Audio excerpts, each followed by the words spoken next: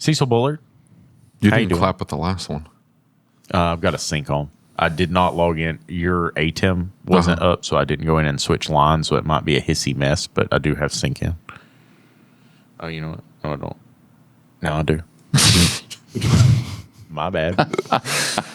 How you doing? I'm wonderful, man. I'm a miracle. Yeah, you are. Lots of miracle. very crazy stuff's happened lately. You want to go into it? You want to talk Very. about it? I had brain surgery 10 weeks ago. Has it been that long? Major brain surgery, 10 weeks. 10 weeks? Yeah, 10 I feel weeks. like it was like a month ago. Yeah, and you're back on your game in a big way. Yeah. On fire. For the last month, I've been doing seminars and all kinds of stuff. So You had, I guess you'd been having like headaches and stuff. yeah. For almost a year. You know how we are men anyway? Yeah. It's like, oh, I got a headache, so what? It'll go away.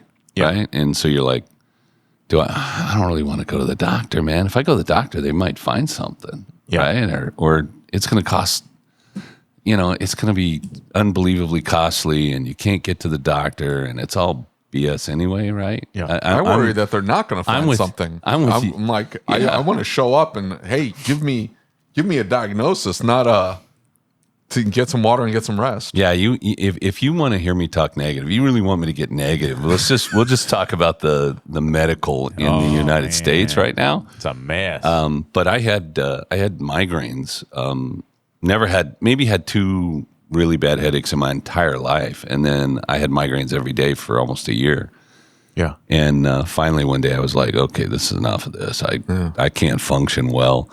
And I went to the doctor, and they were like, "Here's a shot of this great stuff," which knocked me out for 3 days. Yeah. Like sometimes we really have to shock your body and your brain, and because your brain gets used to having a headache, so you got to have a headache kind of thing. And Yeah. he's like, "Did you drive here?" "Yeah, I drove here." "Well, I'm going to give you the shot. Can you make it home in 10 minutes?" And I think I could make it home in 10 minutes.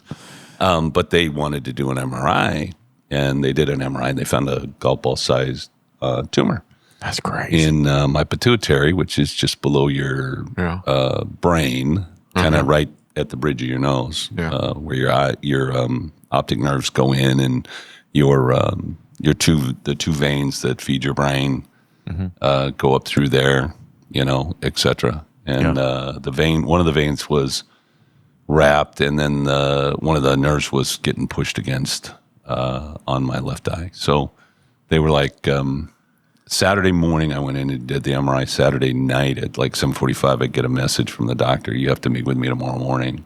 So yeah. And then was up. And then it took 6 months to get surgery.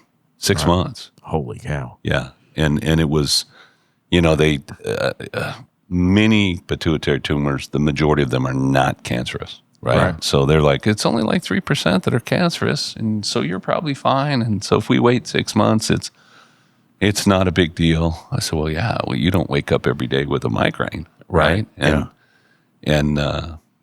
so they went in and pulled it out, and it all went fantastically, went through my nose. 10 years ago, they would have cut my skull open and taken part of my skull off and moved my brain, and I would have had a stroke during the operation, which 98% of the people did. And then I would have been having somebody teach me how to talk again, or how to walk again, or whatever. And in the last 10 years, they've got new technology where they go in through your nose, and it went fantastically. Less than a week later, like 5 days later, I went into the office for just an hour or so, just to the say hi. And the text messages and Facebook messages and emails lit up. Cecil's in the office. from her, you're like, what?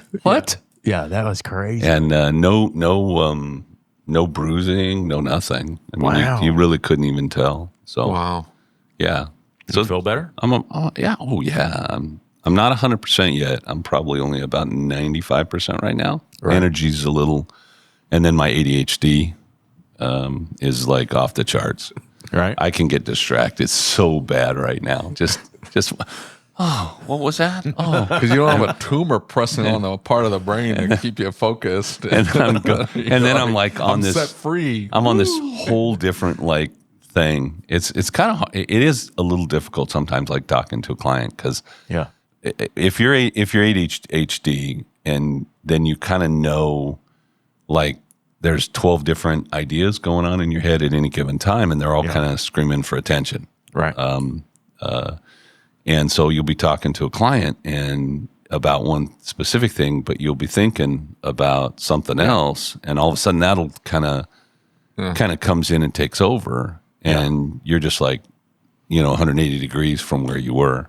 Yeah. And then they look at you like, I'm used to it. See, I'm used to it. I got it figured out. I know when, like, hey, we'll just roll with it. Let's get where we go. My staff makes fun of me because I'm the world's worst. We're walking into the shop, and I'll walk in the front door, and I'll be talking to them, telling them something to do, and I'll walk past them, continuing to tell them what to do, walk right into the shop while still talking to them, and they're like, "What did he say?" And I'm over here 2 weeks later, like, "Didn't you do the thing I told you to do?" Yeah. No, I was walking into the back. I want you to do it. Well, I think you can't even hear me. when you talk about like managing people, that's a real issue. Yeah, is that we don't get clarity with it. So, like with the work orders, in my shop, it was, if it isn't written, it doesn't exist. Yeah. So you have to document what you've done, document why you did it that way, document the result. Because if you don't document it, it didn't happen. Yeah. And I always told guys, like, we had a thing called a white sheet, which was, hey, my water pump didn't come. Where's my water pump? You can't, like, when the service advisor walks through the shop, you can't go, hey, where's my water pump? Blah, blah, blah. Because by the time the service advisor does whatever he came out to do or she came out to do and goes back, and the phone's rang and they've talked to 2 clients, they don't remember the water pump. And you're thinking, oh, yeah, he looked at me, right? And therefore, I must be getting my water pump. And then, 4 hours later, the car's still sitting there and there's no water pump. Yeah. And so what we did was, like, if you don't have your water pump, you write it down, you turn it in. It's written, it's documented. This is the time I said, hey, where's my water pump? Right? Yeah. And so when you're managing people, one of the really good things to do, number one, is to make sure you have their attention. So we're walking through the shop crap.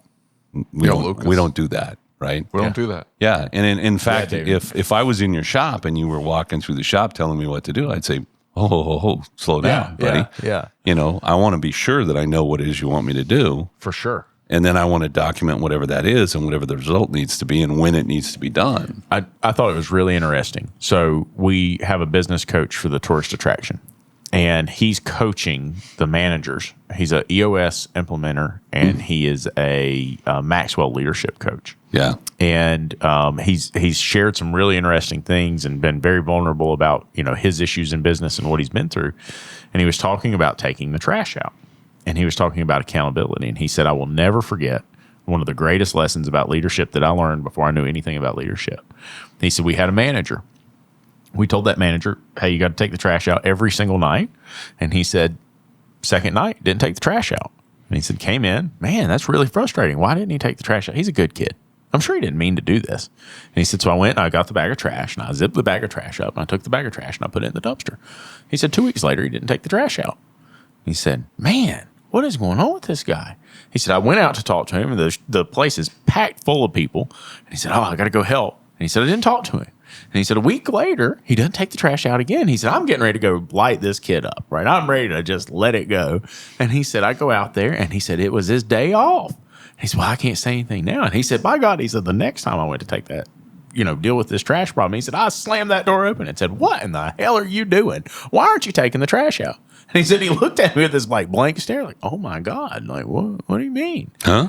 And he said, I've learned that when things don't get done, he said, I've got 3 questions I ask. He said, I go to him and say, hey, what are we supposed to do with the trash?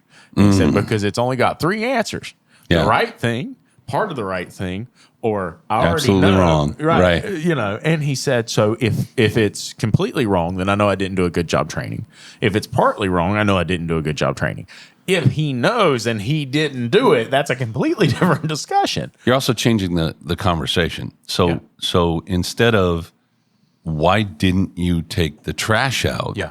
You're having a conversation about what should happen to the trash, right? It's a different conversation. It's less confrontational. Yeah. And more informational. Yeah. Right. But how many times do we not even think about the fact? And let that emotion build. Let all See, that of would this come stuff off build. super condescending, though.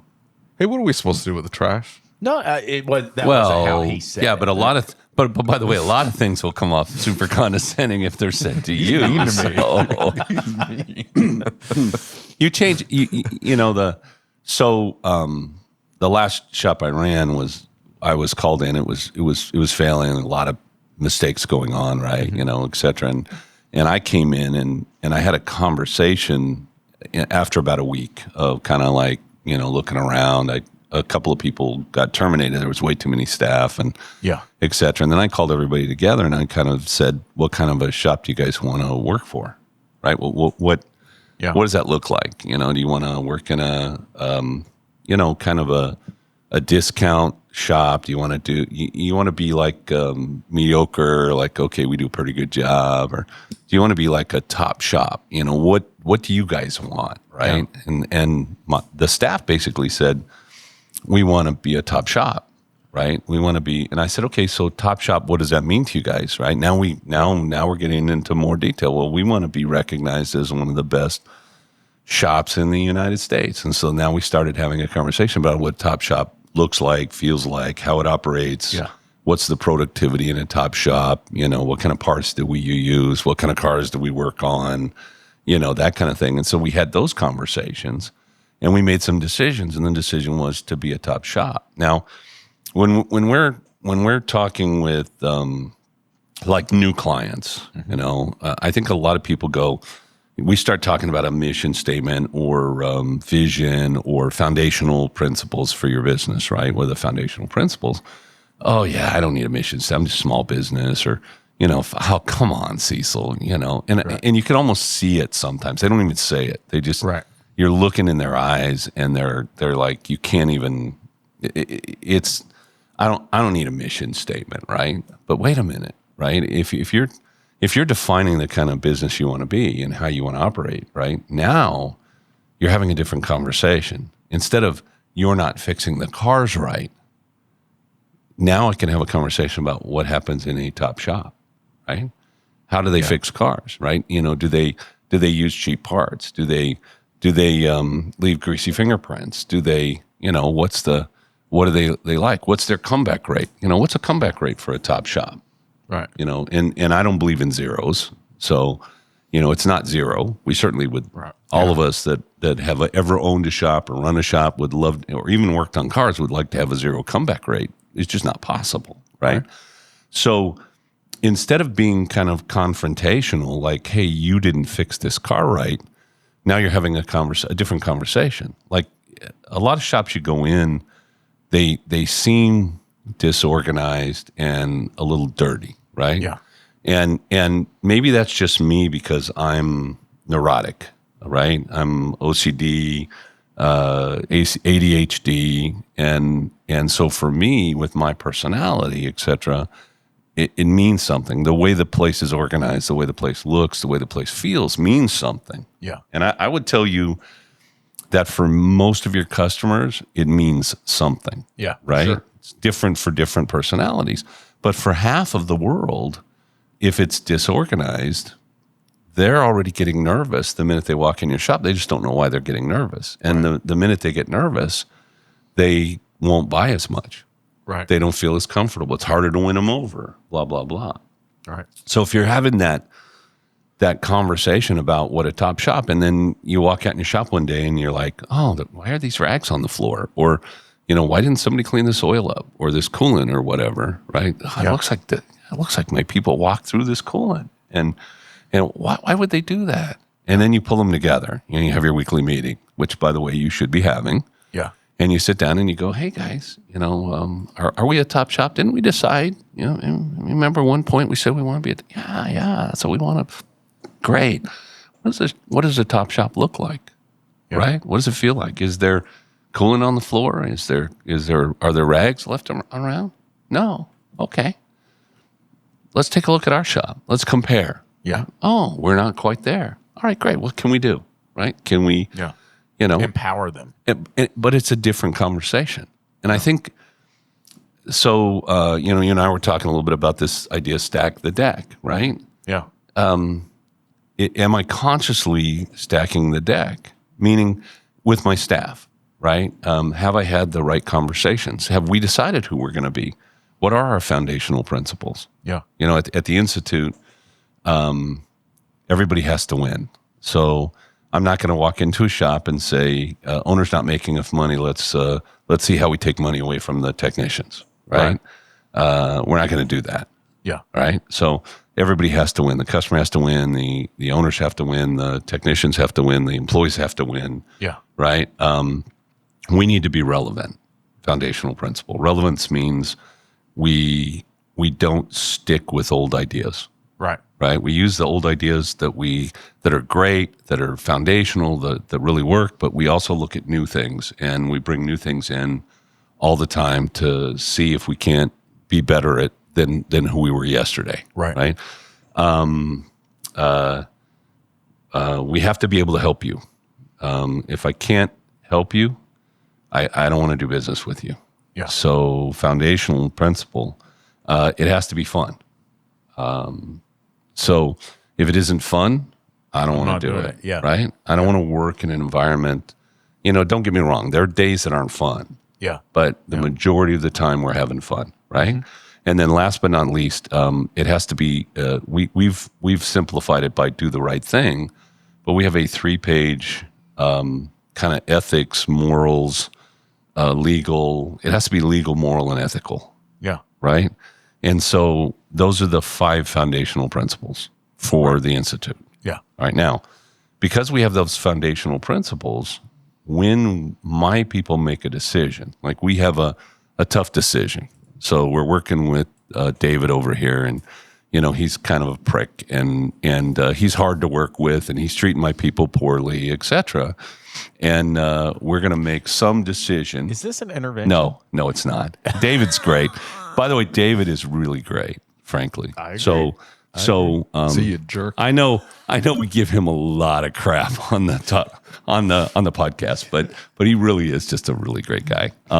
I have a lot of respect for David. Now, See? There you go. Now, but let's say that I have to make some decision because whatever isn't working right. Mm-hmm. All right.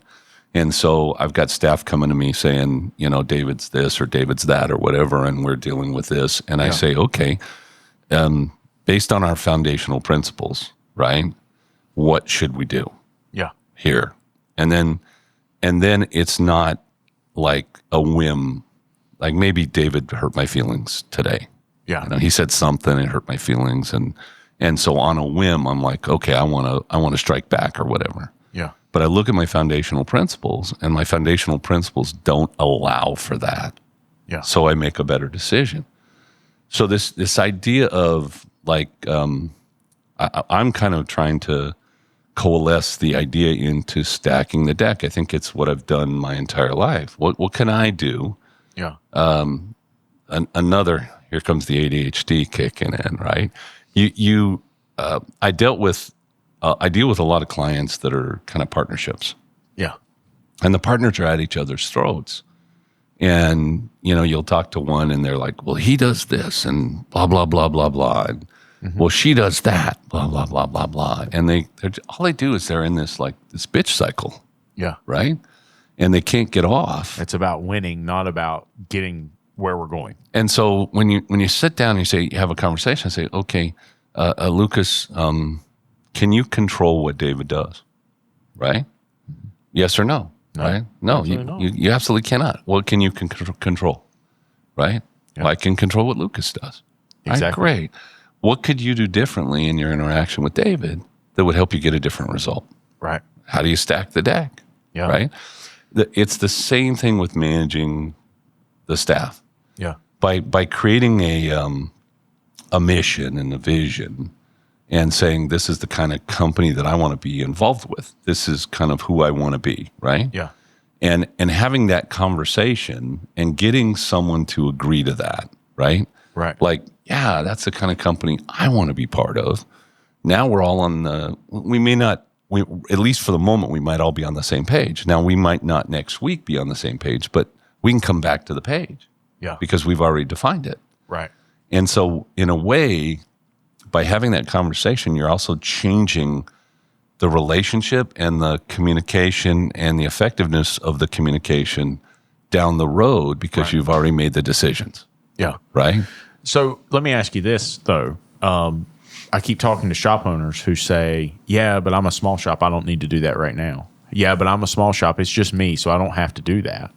And then what I see happen is they get busy, life happens, and then they never feel like they have time to take stock of this. Does that make sense? They never have time to slow down and say, this is what's important to me. They did the thing. They didn't think about how the thing was going to be done or what it was going to accomplish or where they were going.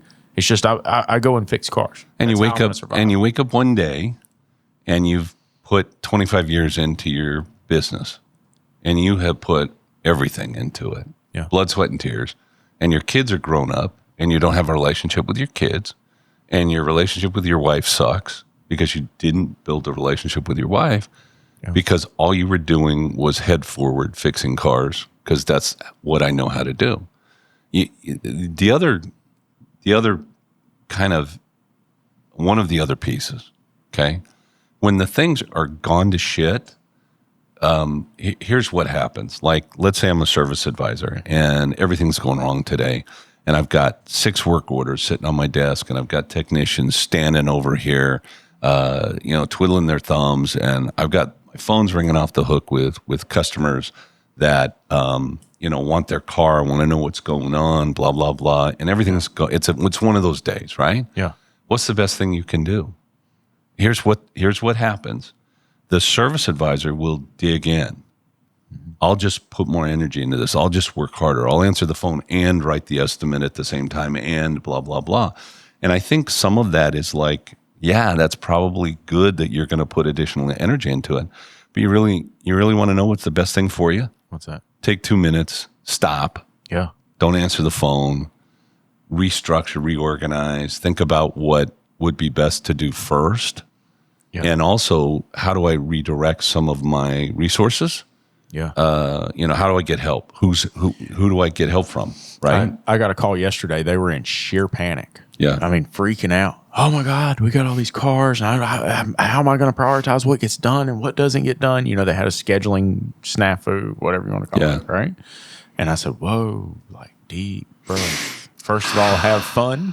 Yeah. Right. Like enjoy this because this is going to be what we do for a long time. So the ride is going to continue, baby. Right. We're not getting off yet. And so I said to him, I was like, hey, why don't we triage? And he's like, what do you mean? Hey, send Eric out and have him look at the cars that you're so worried about. Get you some base information from them. Let's talk about where we need to go and let's prioritize and have an understanding where we're at. Right. I talked to him at, this was at 3:00. And I mean, dude, I could hear him. He doesn't have hair, but he was pulling his hair out. He was an emotional wreck. And then by 5 p.m., he's like, man, I feel so much better. And like everything went wrong, but I still feel better. Right. Because you took a deep breath and you took a step back and realized like, this is just what we do. We just fix cars. Yeah. And like, don't put too much into it. And by the way, bad days or bad times, they're just opportunities for us to shine. That's all they're. And it's not like, I don't know. I've been in this industry a long time, and I've had some really great things happen and wonderful days, the majority. But I've also had some times where I just thought, I just need to go kill myself. Yeah. I mean, Yeah. and I'm not talking like in passing thought. I mean, I'm talking like, how would I do it kind of thought, right? Yeah, yeah. And let me solve this problem once and for all. And yet, here I am. Yeah. I don't know, 43 years later. Right. And it's like, hey, this has been a pretty good ride. Yeah. All in all, it's sure. a pretty good ride. Well, I think back, I taught a class at Ratchet and Wrench once, and I included this concept of micro mistakes, right? Like you didn't set the expectation with the client. So now the client's calling, and now the workload increased, and now I didn't send this thing or I didn't do this thing. And it's all these little tiny mistakes that I made that culminate into one big mistake, right? Because now I'm stressed out and I'm pressured and I'm, right? It's not ever like this big thing that has to be changed. It's usually little small mistakes that we're just compiling to make one thing that didn't work. So if you go back to like, okay, stacking the deck, what it means is that I take a moment and I look at the big stuff, like this thing happened. Well, why did that really happen? right? Yeah. Oh, well, we dropped the ball here. Well, why did we drop the ball here? Because we dropped the ball here. Well, why did we drop the ball here? Oh, because we dropped the ball over here. It's diagnosing a runnability problem on a car. You have to go from this broad general, like the car doesn't run worth crap and that light's flashing, right? To, oh, it's this small component on the, that sets the timing correctly, right? Oh, I figured that out because I went backward. This isn't working right. This isn't working right. This isn't working right. And this is the thing that affects that, right? Right. And so when you talk about micro problems, is it the small things or the big things that kill you? It's a small thing. It's always the small things. Yeah. Because if you can stop and say, okay, let's say that we're not, we're not creating clear expectations, and that's biting us in the butt. So the phone's ringing off the hook from 2 o'clock on, and we can't ever get a handle on the end of the day, right? And so we've got angry clients, and it's affecting our business, it's affecting our profits, etc. Well, okay, let's stop for a minute. Let's take a deep breath, and let's really think about where did that begin and where did that start, and what was the core of that? Well, we weren't creating clear expectations. Oh, okay. So if we really made an effort to create clear expectations with our clients and say, hey, I'm not going to have a word for you until after 2 o'clock. Is 2:30 a really good time for you and I to talk and spend maybe 15 minutes together to go over your car and help you understand what's going on so you can make a good decision? Would that be a good time? Yeah. Oh, yeah. See, so that'd be a great time. All right, right. And then I put that on the damn work order, right? Yeah. In fact, I don't even put 2:30. I put 1:30, right? Because I want everyone else to know in the shop that we have to have all our information in a pile by 1:30 so that I can put that information together with whatever else is going on and have a conversation with that client by 2:30 because that's the promise I made. Yeah. And if I do that, then the customer's not nervous at 1:30 because I didn't say, we'll have something for you sometime this afternoon. Right. Right. Well, 1 o'clock is afternoon. Yeah. Well, 12:01. It depends. For some people, it might even be 11:30. Right in the morning. That's half my afternoon. But it's this idea that I'm constantly kind of looking at the system and process, how things happen and why I'm getting the results that I'm getting. Yeah. And what things that make me go wow, right, is like, hey, I'm in class yesterday. I'm teaching a numbers class, and there's a really nice lady. They've got a shop, and they're just not making any money. Yeah. And I'm talking with them about shop supplies. Yeah. And she's like, well, we charge shop supplies. I said, great. What is a shop supply? Right. Well, she didn't really know. I said, so is a bolt a shop supply? She's like, yeah. I said, no, it's not. It's a part. Right. Right? What about a washer? Well, that's a part. It's not a shop supply. Right? Yeah. Well, what about brake cleaner? That's a part. That's not a shop supply. Yeah. And so so I was telling her, look, I would have a code for these things. These are the things where I make the most margin. These are the things that customers don't argue about. A tie wrap, I charge for tie wraps. And I pay, 5 cents for a tie wrap, and I charge 75 cents for a tie wrap. Right. And I've never had a customer go, oh my God, you charged me 75 cents for each tie wrap for 10 tie wraps. No.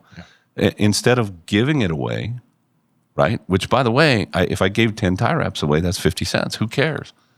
But if you look at it like I might have charged 75 cents for 10 tie wraps, that's $7.50 times a month. Right. But you're having this conversation, and she goes, yeah, but it would be really hard. I don't know how I'd get my technicians to put that down. I said, so you would give up $2,000 a month, $2,500 a month when you're going broke because you can't figure out how to get your technicians to document. They never look at it like that, Cecil. Right. They never look at it. They what do? They say, oh my gosh, I'm just not making money. But you keep doing the same thing over and over, and you're still broke. Well, but I mean, like we just had that discussion earlier, is that their answer is, I'm going to buckle down. I'm going to work 16 hours a day. I'm going to work weekends. I just need to fix more cars. I've got a reel in queue that's not come out yet. And it's like, you can fix cars till you're blue in the face. You can fix and every not car ever make a nickel. Right. It does not work. Yeah. I've tried it. Yeah. It just doesn't work. You and 100,000 other shop owners have tried it, and it doesn't work. Yeah. And you know what, Cecil? Let's get more cars in. Let's try to stuff more through the shop.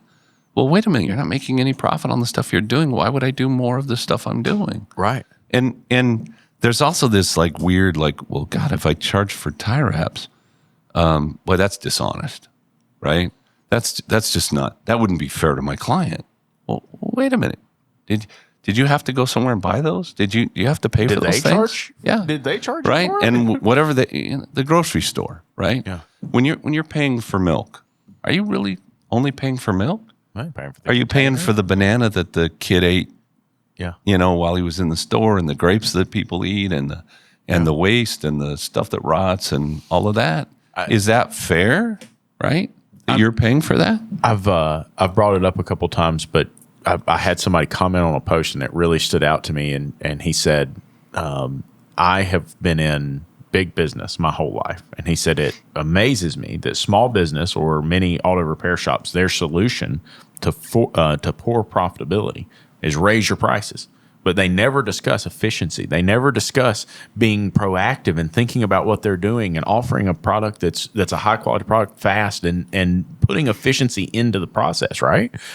And so you want to run, a very profitable automotive repair business, create efficiency in your business and raise your price. So yeah, so sure. obviously, if it's too right? low, for sure. I mean, David, I know it's like every class I've ever been in for these darn coaches is like raise your labor rates. Well, hell yeah, we're not even in a place in our industry where we can afford the technicians that we need. Yeah, and we can't attract them because we can't pay them, right? And train them and have them not really be efficient. Yeah. While we train them because we don't have enough money because we didn't charge enough in the first place. So that's part of it. But really, why are most automotive businesses not making the money that they should? Right? There's only an idiot. Yeah. Yeah. Well, or no, he's not an idiot. He just doesn't know what he doesn't know. Right. And if so, there's two things we sell. We sell parts and labor. That's all there is. Yeah. And parts is very, very simple. Put a matrix in place, manage the matrix so that you're making 58%. Do you not like that, David? It's really hard to get there. It is. It's not. It's not easy. It's not that hard. It's easy for a lot of people. You know what you do? For I don't know, for 15% of the shops that we work with. Now, by the way, everything's on a bell curve. Yeah. There's always the top 15% performers, and there's always the bottom 15% performers, and there's everybody else in the middle. You know what the top 15% performers are doing different than everybody else? What? They're going boop. Okay? Yeah. They have a matrix, and they manage it, and they follow it. And they don't feel bad about, I charged 75 cents for a tie wrap. Okay? Yeah. They don't feel bad. That's the price of being in business and of making a fair profit for my business. And 58% parts margin overall is the price. But wait a minute, Cecil, we're in Minnesota, and customers in Minnesota won't pay. Yeah. Well, I'm in a small town, you're right. Cecil. Yeah. You don't understand my market. You don't understand. The book I'm going to write before I die is Cecil, You Don't Understand. That's the title. And I'm going to put in all the excuses I've heard. And it will be a 27,000-page book of excuses. And when it comes down to it, it will literally be, Cecil, you don't understand. My clients are different than everyone else's clients. Yeah. It's why do the 15% always perform well, right? They don't have any limitations. They don't put limitations in front of them. They don't put excuses in front of them. Yeah. And you might be one of the 0.0002% that you do have a unique situation. Yeah. And you have to be aware of that and you have to work around that. Yeah. But it's not like 99.8% of your business is the same as someone somewhere else. Well, I mean, if the 0.00002%, right? Like if this doesn't work, then what in the hell are you doing with a business? Yeah. Right? Why are you doing this? Right? What's the point of this? Well, but I think it's that same thing that you said when you said shop owners are stupid, and they're not. I know that you were. That's tongue in cheek, right? I was talking about myself because I are one, right? Yeah. it's we don't stop to say, okay, what don't I know, right? How do I get this done? Where are the micro mistakes that we're making to clean that up? What's the mission? What's the vision? What are our foundational principles? How do we make decisions in this company? Do we make decisions like right now? Last week, I'm having a conversation with a manager, and we're having a low productivity, and the excuse is that we have techs that are fairly new techs. I'm like, okay, great, all right. So we can't expect them to be as productive as somebody's been around for 6, 8, 10 years. Yeah. And that's the conversation, right? And then I'm like, okay, so let's talk about these techs, right? And these are their 2 diagnostic guys. And you're like, okay, so how long has this guy been a diagnostic at your business? Oh, 8 years. Well, wait a minute. That's not a new tech. How come you're diagnostic guy? Well, the owner who also plays service advisor, who ought to get his ass out of the business, right? Yeah. And let his service advisor do the job, decides on a whim, basically, that this diagnostic is $300 and this one is $100. Okay? They don't have a process. Logic. No. Well, it's the car the guy's driving. So, I had a guy that owned a Chrysler. I don't know. I can't tell you the model, but we're talking a 74 4-door, brown, rusty, nasty, had a stick in the front seat holding up the headliner. I thought I was the only person that had ever done that. All 4 of the windows were like, there was no way to roll them up and down. They had wooden wedges in the windows. Yeah. And there were no door handles. You had to put your finger in the hole to open the door. All right. Now, this guy was worth like $15-20 million. Yeah.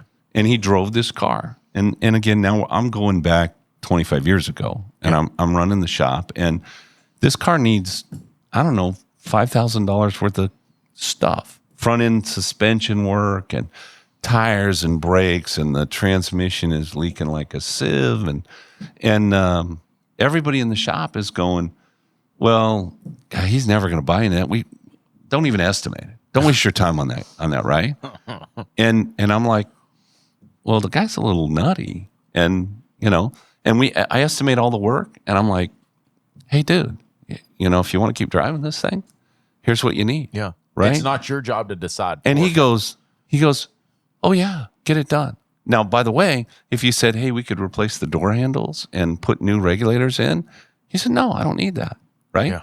But anything that would keep the car on the road going, he would spend whatever. Yeah. Not my decision. Now, if that car came in and I made a decision based on what the car looks like, I wouldn't even let it in. Yeah. Right? And today, maybe I wouldn't let it in because I'm not running the same business I used to run, kind of thing. But this owner is trying to hold his people accountable to productivity.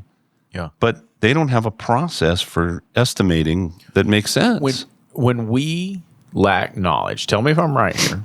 When we lack the knowledge, when we lack the information or the perspective, we tend to make emotional decisions that are not based in fact. They're not based in information. And so we make decisions on the car that we're going to work on, what we're going to charge, how we're going to do things. We've been talking about an issue that was going on in my shop over the past couple of weeks, right? It's not working. I have to change everything. I have to do something different. I'm going to pull all these levers. And so what do? We create more problems somewhere else. And so we go at it and we try and make these huge adjustments because it's not working and we know it's not working, but we don't ever seek the knowledge to understand why it's not working. So one of the things that you have said and a few others have said, like your competition, Carm, is every shop should have a coach. Yeah. All right. And I'm a coach, so I'm prejudiced, right? Yeah. So my opinion doesn't count here. But if you don't know what to do and you're making decisions based on, well, we've always done it this way, but it's not worked, and you don't know what to do, why are you still doing it that way? Yeah. Right? Even if, I don't know, read a book, go to our YouTube channel. Yeah. I mean, go to your YouTube channel. The basics.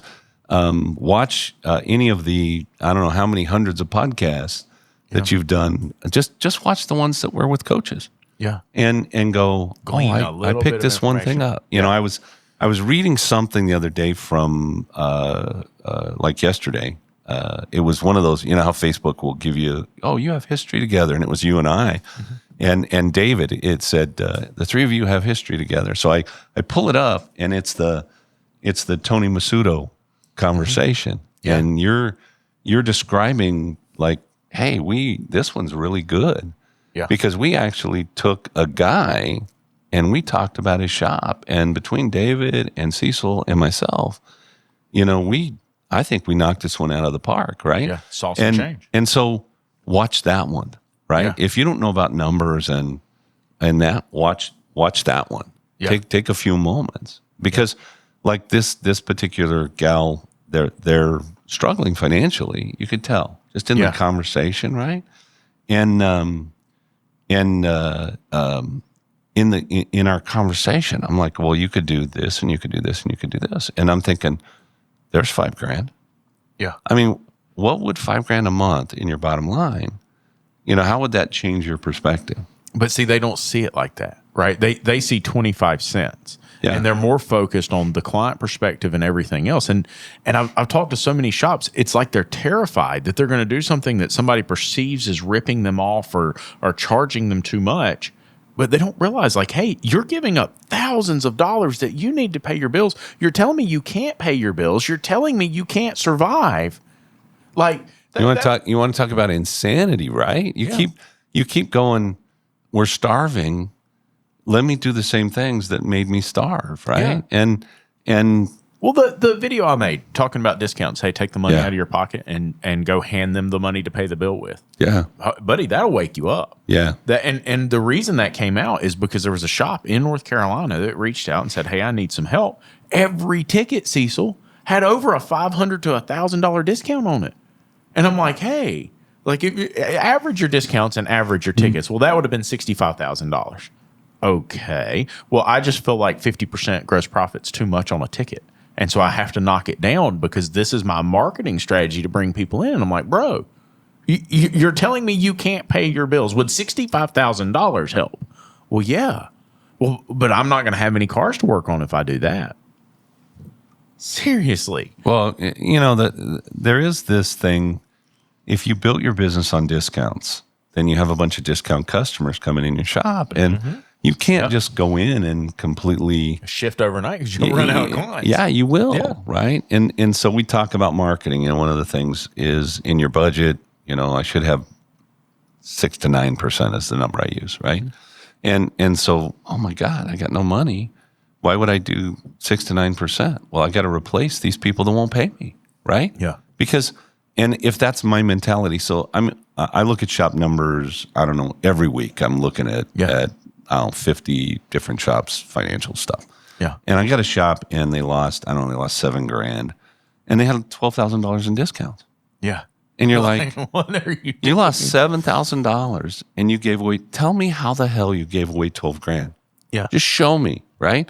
Yeah. Oh, well, we did this and we did this and we did this. And every single little discount, they have a reason for, right? Well, you know, and by the way, if it's your opinion is that 50% is too much to charge people, then I'm sorry, don't have a shop. Yeah. I mean, because you're just going to suffer and your family's going to suffer and the people that work for you are going to suffer and your customers are going to suffer. I've come to the conclusion. I made that flat rate video that upset so many people. And Yeah. the conversation always comes back to like, oh, tax used to be paid 50%. Well, I hate to tell you, between payroll tax and everything else, they're getting paid 50% now, right? Like there's no way around it. But what I'm seeing or what I'm getting at with that is that we are so underpriced and so undervaluing ourselves at this point. Like, should technicians be earning substantially more? Yes, but it means that we have to raise labor rates, right? The car is a very complex machine today. And if we're not charging appropriately, if we're out here charging $80 an hour, right? And the techs say, yeah, but we should be earning this. No, we should be charging more so you can earn what you want at the percentage that it's supposed to be so the business can remain healthy and take care of you and your family and can be there in a way that's meaningful. But instead, we're all squeezing ourselves so tight, there's no room for error. So I've told this story before, and this is one of 50.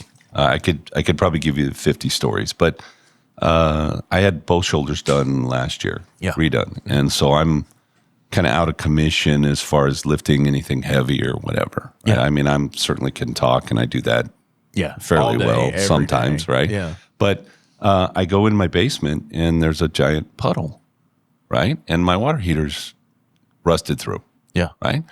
And so I'm like, I need a plumber. Right. And I call up and I look up online plumbers and, oh, yeah, I've used this guy before. And I call them and they come over the house. And I'm like, I need a water heater. He said, that's a 70-gallon water heater. Yeah, I want a big one because I like hot water. Right. You know, and how much to replace the water heater? So it's $2,200. It's $2,200. Holy shit. Home Depot, $800. I can buy a water heater for $800. He's like, it's $2,200. Yeah. I said, hurt his feelings a bit, didn't it? and oh, by the way, you know, I'm gonna come down here. I'm gonna clean the mess up. I'm gonna take the old water heater away. Blah blah blah. And you won't have to worry about this for 6, 7, 8 years, right? Yeah. And by the way, also for $159 a year, I'll come in every year and look at your water heater and make adjustments and clean Flush it it up or out. flush it Yeah. out. Well, you know, whatever. So it lasts longer. And I'm like, yeah. And I'm like, okay, when can you have it done? Right. You know? And then I said, you know, after we've already prices done, all that, I said, you know, I'm not going to change my mind or anything. You know, it's a value to me. I can't do it. I'm sure so I'm not lugging this thing out of the basement, blah, blah, blah. Yeah. And I said, what's your hourly rate? And he said, well, we're $500 an hour. Yeah. I said, because I'm thinking automotive, right? I mean, guys are I have some people at $200 an hour, $240. Yeah. I said, well, why are you $500 an hour? He says, that's what it takes to keep good plumbers in those trucks. Yeah. That was his answer. Exactly. Right. And it was like, okay. And you know what? I paid the bill. Yeah. And if I had a plumbing problem right now, I'd call him back up. Do you think that the people who have a problem with this, and this is going to come off a little offensive, it's going to come off a little sour, right? But do you think that the people who have a problem with charging what they need to charge are having a problem because they're broke too? And they don't have broke thinking is bad thinking. There's all kinds of studies of, you know, they did a whole study on farmers and you know, farmers have this rich broke thing that happens when they sell their crops. They're rich, and then afterwards, when they're buying seed and they're buying fertilizer and all of that, they're broke and they're borrowing money. And when they're in the broke thing, they make really bad decisions, and when they're in the wealthy thing, they make better decisions. Yeah. I think that we have this mentality overall, and this is going to sound really bad. Yeah. So, you know, we have this conversation about certification and licensing, and you know, you guys had it on your online stuff a couple weeks ago. AppTech, yeah. And there's such a loud cry for, well, that we don't need that crap in our industry. All right. And why not? Right? Why not? All the reasons for not having it are, some of us probably wouldn't qualify. Right? Well, that's not what we're talking about. We're talking about, how do we grandfather people in? How do we create a better future for the industry? How do we create more professionalism in the industry?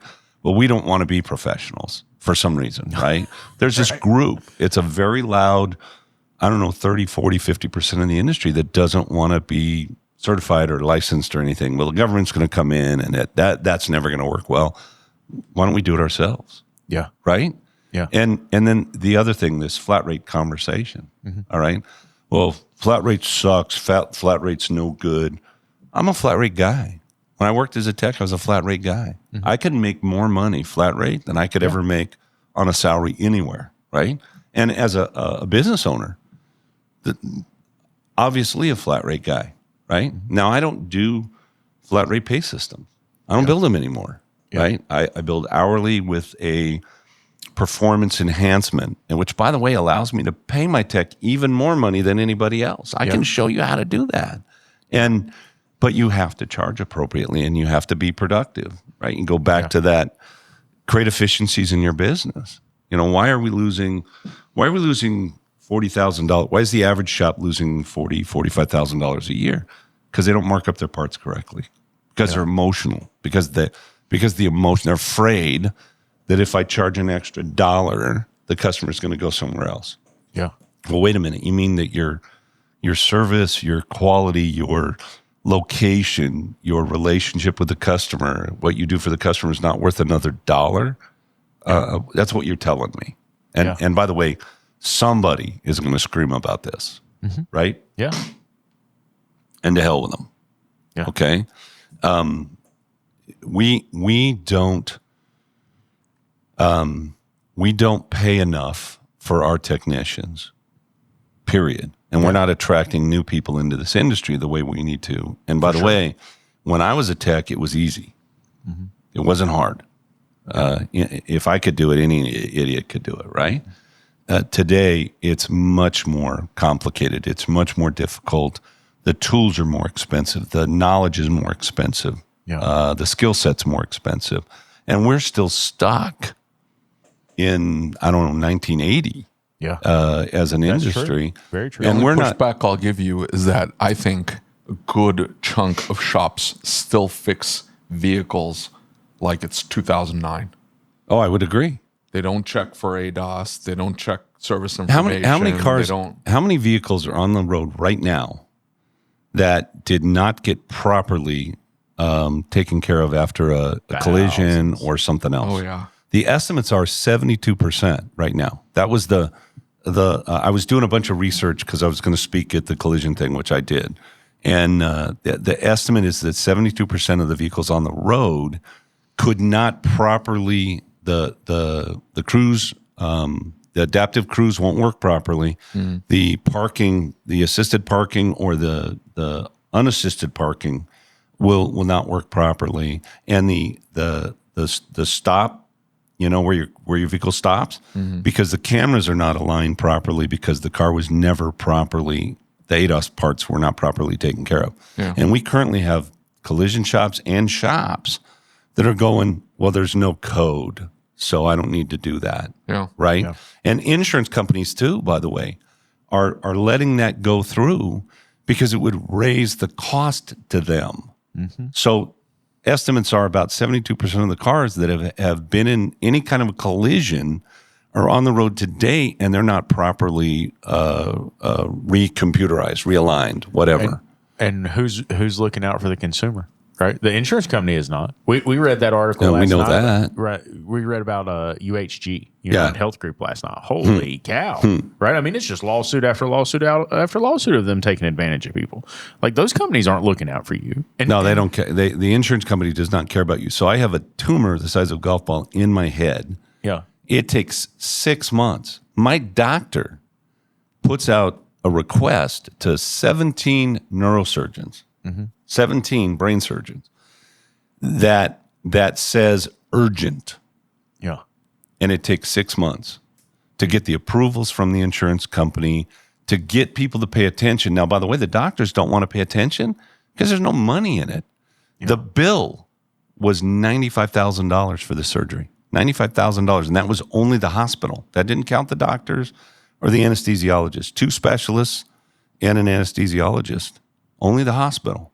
It didn't count all the MRIs and all the other crap that led up to it, right? And the insurance company paid the hospital $12,000. Okay, and my deductible was $9,000. I paid $9,000 plus my $2,300 a month to get the surgery. By the time this is done, I paid more for the surgery than the insurance company did. yeah. Right?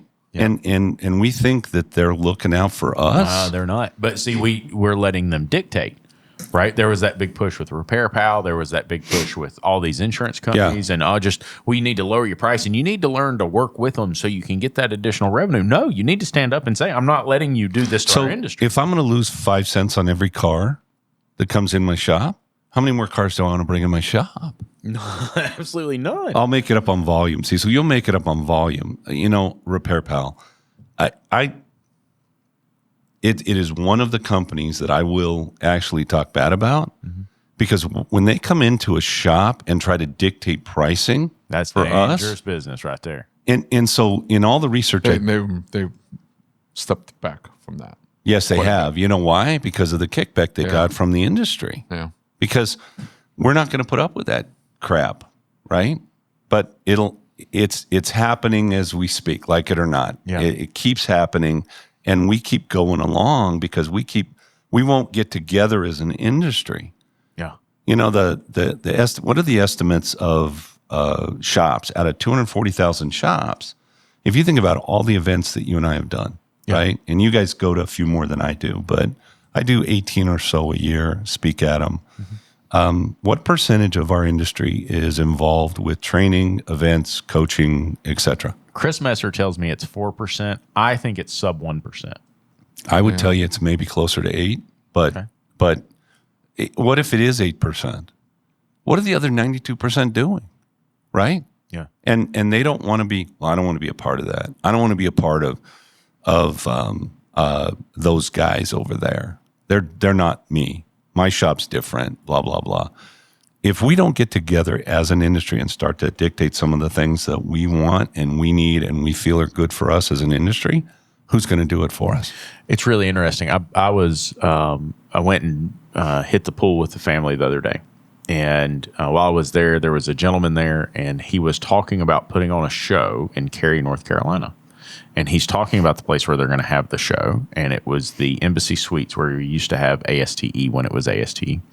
And I asked him, I said, well, what line of work are you in? He said, I'm an orthodontist. And I said, okay, well, tell me a little bit more about your show and what you're doing. And, you know, is it lectures? Is it continuing education? Like, what is it? And he said, oh, it's all continuing education. And he begins to go through how they set this up and what they do. He said, I'm the president of the Orthodontist Association in North Carolina. And he said, so here's the situation. He said, they tell us to be choosy about who we allow into the event.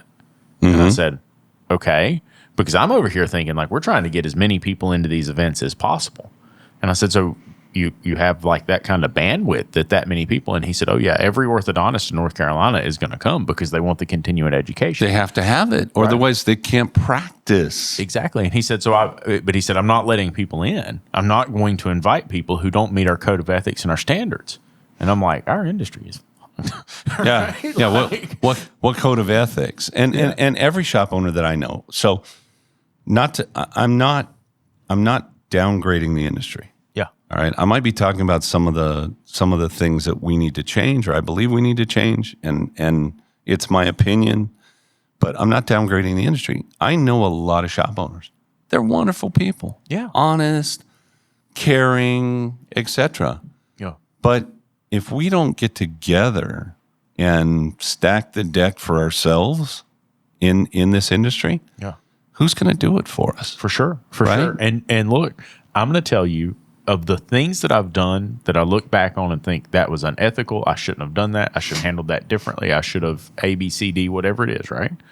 Those were things where it was a lack of knowledge, right? And I look back now and I say, man, that was wrong. I wish I hadn't done that. I wish I could take that back. I wish I could get a redo on that. But I didn't know at the time, right? Like, I was unconsciously incompetent. You don't know what you don't know. And so now here I am, all these years later, looking back, thinking these poor people think that raising their prices is the unethical thing they're doing, but it's not. It's the little stupid mistakes they're making along the way. It's not charging enough to be able to take care of their client if they screw something up. Yeah, Right. think about. I believe that much of the poor work that's done, it's either done because of a technician who doesn't have the skill set and is working on something that they really Beyond aren't their qualified for, capabilities, yeah. right? Which is frustrating for the technician, Yeah. hard on the customer, difficult for the shop. But I also believe that a lot of that is done because it's a comeback and I can't afford to fix it right. So I'm going to patch it and try to get it out of here and live through the warranty period or whatever. Hope the customer goes away, frankly. Yeah. All because I don't have money. Yeah, all because I don't have. So I've got a client who calls me, hey, we made a mistake on a vehicle. They're in Santa Cruz, and they have a fleet, and it's an airport fleet. And the guy travels back in 17 miles to the San Jose airport, and back and forth, and they spend like $120,000 a year with this company. It's one of my clients, and he calls me and he says, "I've got a problem, Cecil, and I'm pretty sure I know what you're going to tell me, but I just got to run it by you." I said, "Okay, what's up?" He said, "Well, we made a mistake on this airport fleet. We didn't put the oil cap on it. So when they went over the hill and it built up pressure, the oil came out, it smoked, they had to stop. So they had customers that missed their flights and they had to get another, and it had to be towed in. And they got it in. And by the way, it was only a little bit of oil that leaked. It wasn't a major thing. It didn't catch fire. It didn't hurt the motor, anything. And so they cleaned it all up and they detailed the van and they apologized. And there you go. And so about 2 weeks later, the transmission goes out on this thing. And they serviced it. Yeah. And they made the mistake. But by the way, the mistake wasn't a transmission mistake. Yeah. At all. It was a different mistake. And he said, so we got this thing in, it's got a bad transmission, and it looks bad because we did blah, blah, blah. And he said, "Cecil, what do you want me to do?" He said, "Transmission's $7,200, whatever it is." Yeah. Right? You know, it's a huge amount. It's like, holy crap.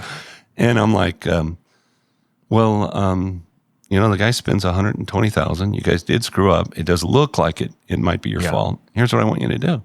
I want you to take care of the transmission. Your money, cost you half of that or whatever. It's going to cost you $4,000, $3,000, whatever it is. By the way, how much money did you make last month? Oh, we made $43,000. Okay. Why do we make money? So that something like this happens, we can take care of it. Now, I want you to have a conversation with the guy, though. I want you to say, this has nothing to do with this, but because of the optics, because we care about you as a customer, because we blah, blah, blah, I've taken care of it for you. And by the way, that was 4 years ago. They're still working on these things, right?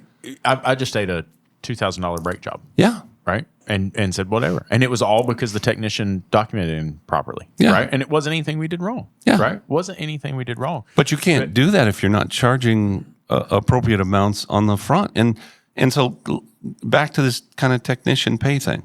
Yeah. So I'm going to hire a I don't know, not even a C-Tech. What do we call them? A trainee. What do they call them? The guy that's going to change oil and sweep floors and blah, GS. blah, blah. Yeah, GS guy. So what am I going to pay that guy?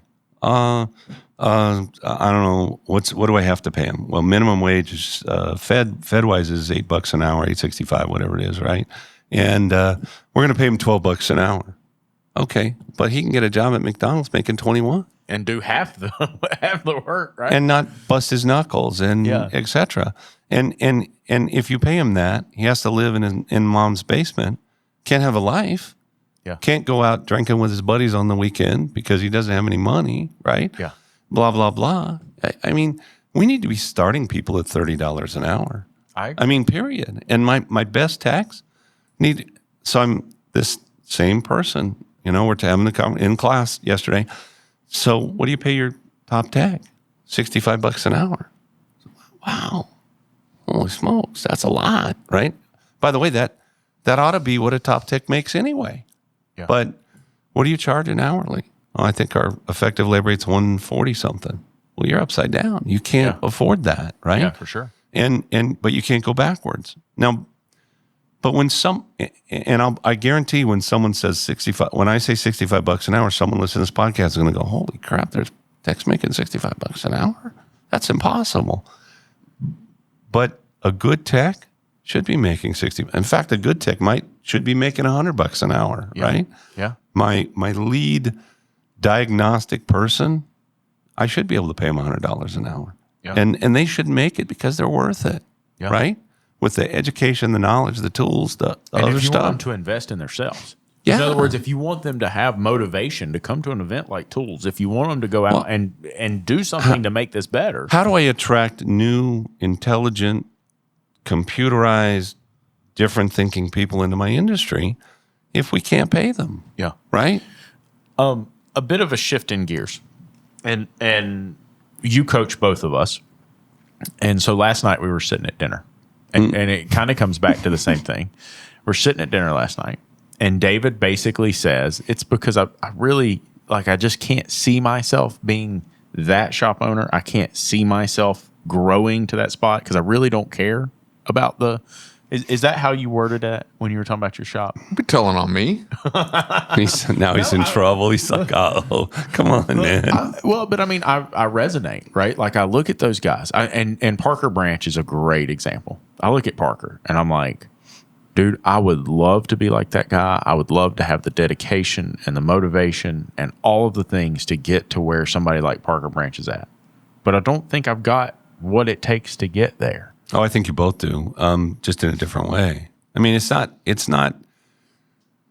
So I was having a conversation with somebody yesterday, and one of the wonderful things about this is I get to talk to people like you and that I don't talk to every day. Yeah. I mean, we do talk every other week or so, but it's a different format. And I'm talking to somebody, and they're like, it's not about the money for me. Well, it's not about the money for me either, right? The money is, for me, whatever money I make allows me to do the next thing, or it allows me to, spend time with you guys, or it allows me to dedicate some free time to somebody who needs coaching that just can't afford it. Or money is not intrinsic, right? It's a result of good action, right? Yeah. Of doing the right things. All right, and which means that sometimes I'm not doing the right things because there never seems to be enough.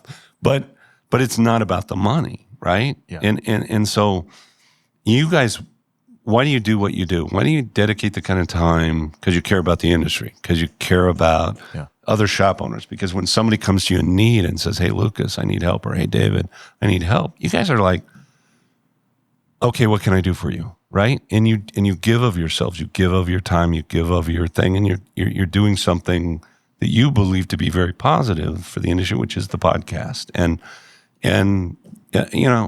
I can't imagine that you're both getting rich off the podcast, right? Definitely. So it's about different things for different people. The money or the success of the business is only a scorecard, and it's only if I wanted to help a customer and pay for a $2,000 break thing, which really wasn't our fault, but we really made a mistake. We didn't document it correctly, and so I really need to do that, or I feel like I need to do that.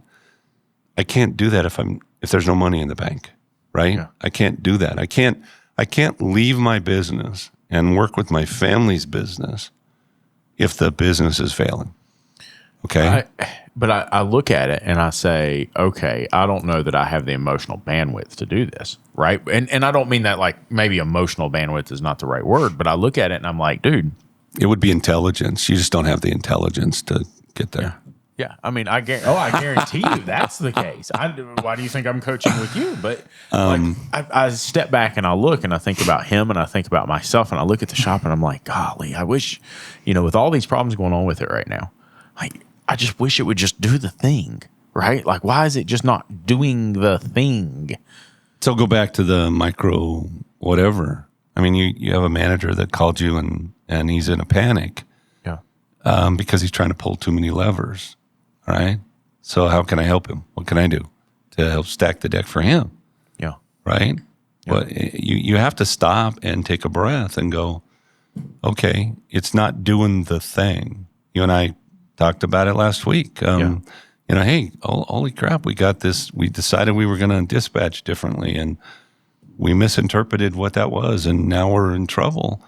All right, well, let's take a deep breath. Let's figure out. Let's go back to what's the real thing, and let's do the real thing, right? And I think panic is the enemy of success, no matter what, right? And I think emotion. We're all driven by emotion in a lot of different ways, right? Yeah. Some good, some bad. And I think emotion is absolutely necessary. But when emotion is overcoming reason and logic, right, then you're in trouble. I agree. And so anytime that's happening, what do I have to do? Step back.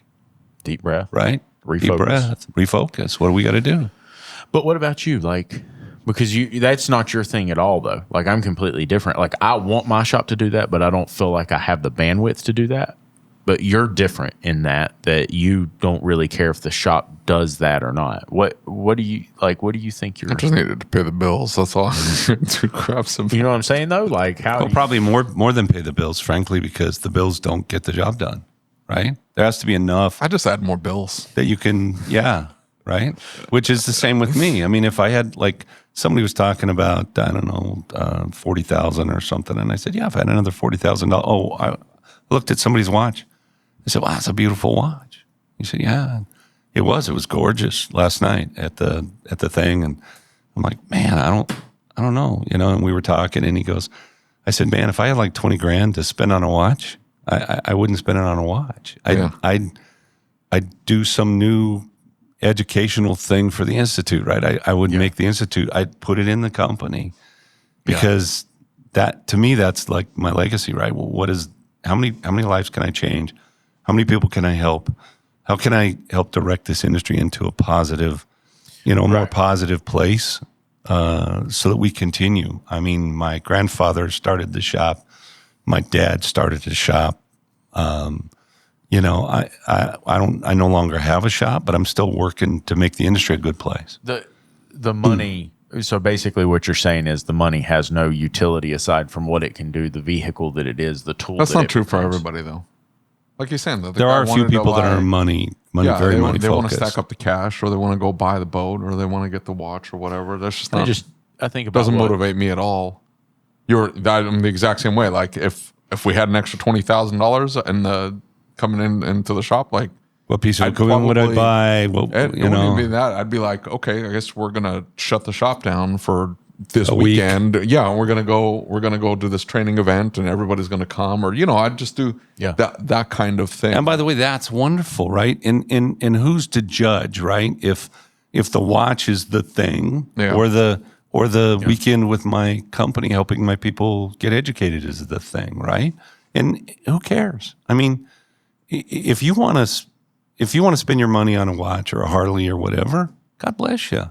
Yeah. If you want to spend your money on, I don't know, the industry or your people, God bless you too, right? We find our own motivation. And I know Parker pretty well, right? I mean, he's a coach for our company, and he runs a very successful business.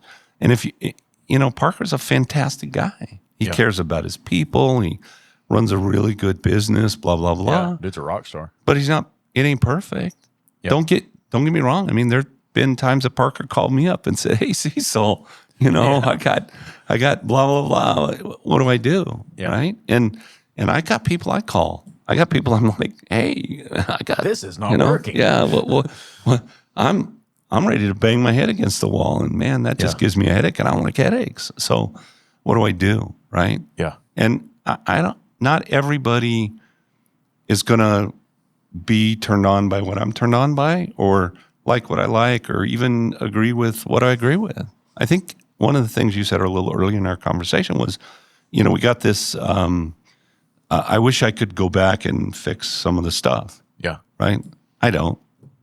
I can't. Right? So any energy there is not going to help me. Yeah. Anything I learn from there to move forward is going to help me. Right? Yeah. I don't think I think we all should have regrets. Right? Yeah. Choices I made when I was younger, choices I made last week, right? Yeah. I mean, maybe there should be some regrets there occasionally. Yeah. Ways that I treated my kids, ways that I didn't treat my kids, ways that I treated my wife, ways that I treated my family, ways that I treated my employees when I was stressed out or for sure. or whatever. I wish I hadn't have done that. But we can't. Ken has a wonderful, my son has it, who you guys would know that, but whoever's in here might not. He goes, his thing is, okay, moving forward, what can we do? Yeah. That's everything about him is, okay, moving forward, what can we do? Yeah. Right? And I think that's where we have to put our energy individually. And you're never going to be Parker. And by the way, a lot of people love Lucas, right? Yeah. I mean, you and David both. You guys have a great reputation in the industry. A lot of people, I'm sure there's a few people that don't like you too. Yeah. So what? What's that? We got plenty. So what? Let me ask you this, and it's more of a personal question and just out of curiosity. What do you hope for Kent? What's your vision for Kent? Like I want Kent to be happy and successful, and my success is not Kent's success. And I don't mean that as he doesn't like him being Cecil. He can't be me, right? Yeah. So what turns Ken on is different than what turns me on. And what I'd really like is for Ken to be the CEO of the company, grow the company, because he gets joy out of that. And I see that, right? He gets joy. Like, he has a client that I don't know if we should have taken on, frankly. It's a tractor company. They do, I don't know, $3 million a month. Holy cow. And he's working with them. And it's Kent. I mean, and Kent's very organized, very structured. He's working with them because their culture sucks, and he's trying to get system and process, and that's why they came on board. They watched a system and process class of his, and they said, we need this guy. And they hired, he said, Dad, should I do it? I'm like, hell yeah. Experience, et cetera. And he comes to me and he goes, okay, what do I do here? All right, well, here's what I would do. I want Kent to be happy, right? Yeah. And that might not be the Institute. I don't know. Maybe the Institute gets to a point where he sells it and he goes, I've got, $20 million in the bank. I've created generational wealth. I don't ever need money again. I go sit on the beach. I don't think that's going to make him happy. No. But I want him to be happy for all my children, right? Yeah. All 4 of them. I want him to be happy.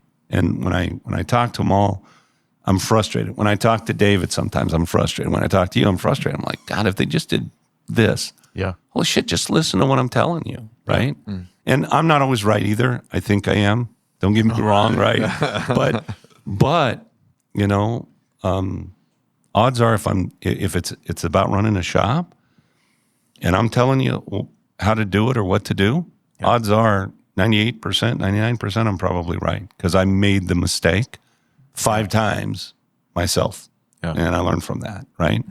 And I don't know, everyone, I think we love the people that we work with. We love our families, right? And my family isn't just my kids and my wife. My family is the people that work with the Institute, and my family, really, believe it or not, is my customers. And in a way, my family is the industry. Yeah. Right. Yeah, for sure.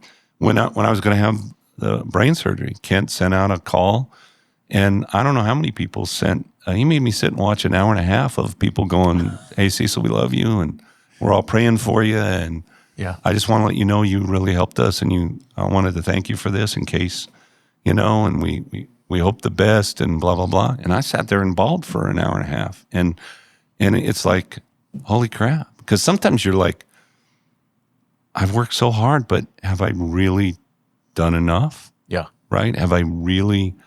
And I ain't done, right? There's so much more for us to do as an industry together. Yeah. To move forward. And then I have my frustrations, and, certain people get on and they start talking about flat rate, and other people get on and they start talking about, I'm not charging for Diag. Bullshit. Excuse me. But it's bullshit. You're charging in a different way. You're not saying it's $300 for us to look at your car and figure it out. You're just charging everybody else an extra $20 so you can do it and say we're not charging. Exactly. Right? Yeah. And, 100%. And so Mike Allen. Yeah, I won't call it. I won't say any names, but their initials are Mike Allen, right? And then and you're like, yeah, and that might work well for you, but will it work well for the industry, right? As a whole. Yeah, for sure. And you can make a lot of money doing really nasty things. Well, and I don't know that that's a nasty thing. I don't want to say that. I was talking about David and his OnlyFans account. Okay. Oh, my God. Thank you for that picture. I can no longer get out of my head. But I don't make decisions for everybody. And I can't influence everybody. I'm just going to try to do the best I can do and make the best decisions I can for myself. And where I have influence, I'm going to try to have influence and hopefully do the right things. And so, and me, you're like, hey, Cecil, we got someone needs some help. All right, let's help them out, right? Yes. Let's do it. You help too many people. I'm to the point that I have to go and tell Jimmy, I'm like, hey, I'm not asking Cecil to help this person for free. I just need Cecil to know that. Can you reassure him that I'm not asking for a freebie here? Well, the nice thing about being where I'm at now, because we hired a CEO and we haven't officially announced it. It'll be announced. Yeah. I don't know whenever we announce it, but I have more time now to be more of a mentor and more of a, a help and a coach and more of a director, leader, I think. Yeah. So, Well, we're it's all kind of honored cool to have you in the industry, and we're all honored that you're helping us. Well, because it makes a big difference. Thank you for that. I appreciate it. And obviously, we love the podcast and Yes, sir. And what you guys are working hard to do. Hey, by the way, anyone that's going to get on the podcast, the written part, the group, group, just stay positive, as positive as you can. I don't answer a lot, because I don't want to get in the middle of all the negative that's going through, right? Yeah. There's a lot of great people in this industry. We have a great future ahead of us. There's more opportunity right now than there's ever been. I mean, there's the ability at this point to really sell your business for 10, 12x. Yeah. And 5 years ago, that was 3x, 4x. Yeah, for sure. And so it's going to get different. It's going to be more difficult for some. It's going to be easier for others. Yeah. I think the more you learn, the better it's going to be and the more opportunity you're going to have. So, we'll keep spreading the word. We'll keep preaching the gospel. Amen, buddy. Thank you for being here. Thank you.